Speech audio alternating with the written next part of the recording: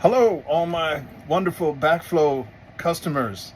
I'm Robert Lane, Backflow tester extraordinaire, and I'm making a short video to show you with the new system. They call it C3 with the city. I want to show you what I have to do to enter the test results that I get when I visit your house. So, just a brief run through. I don't know if I can film. I'm going to try to film the. I can't turn it around.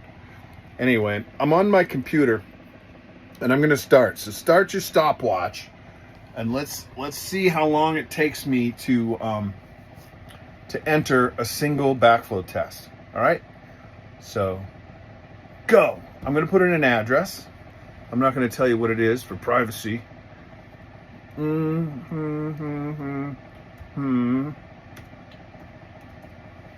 There we go. I'll put in an address, and then it pops up a screen, and it has my name, and it has my company name, and I have to click the thing that says test kit. That's the gauge that I use, and then I put in the person's name. I gotta spell it right. Again, for privacy, I'm not sharing. And then I bring up my address book. I have it on a split screen. There's an interface here, just a regular web page form that I have to fill out. It's so hard for me not to say the name out loud. Anyway, so I pop up my contacts, my Apple contacts, and then I copy the email address, and I paste it into the form, and then I highlight their phone number, and I hit copy, and I paste that into the form. And I have to do this every year until they make it auto-populate. But then I hit Control V, paste it into place, then I hit next. And what pops up is a list of devices that you might have, backflows. If you have more than one, there'd be a bunch of them in this list. And then I select a radio button on the list and I hit next. And then I click a box and I put the date, which was June 2nd. The location, I'm just gonna say the meter because it's usually pretty close to the meter on the sidewalk there. Line pressure. Now that's one of the numbers that I get during the test.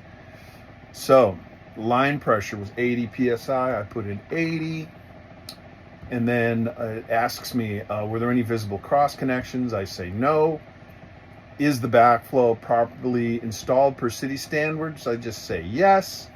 Is the assembly currently accessible? Sometimes it isn't, but I'm going to say yes. Was it a replacement for the currently selected device? No, it's just the one that's been there. So I hit no. And then it says, is the meter number correct? I hope so. Hope no one swapped your meter out. And then I hit next. And I get another form. And it says, is that first check valve, did it hold tight or did it leak? I say close tight. Did the shutoff, second check, was it tight or was it leak? Yeah, it's closed tight. Was the shutoff valve, did that leak?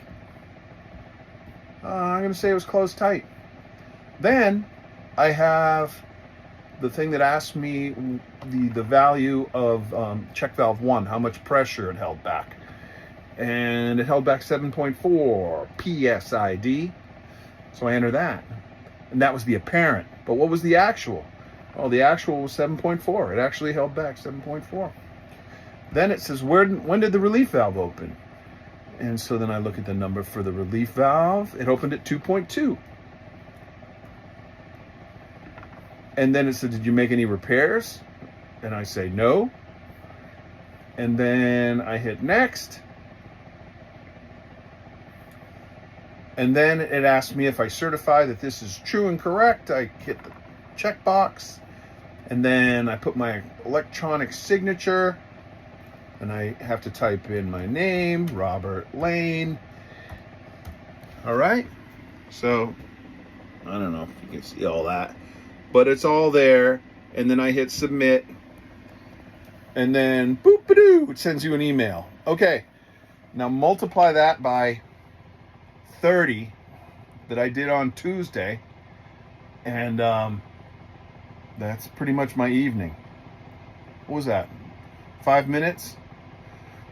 It's just about a minute longer than actually doing the test at your house. So please be patient with me. I'm trying to get these out as fast as I can. And one down, 29 to go. Thanks.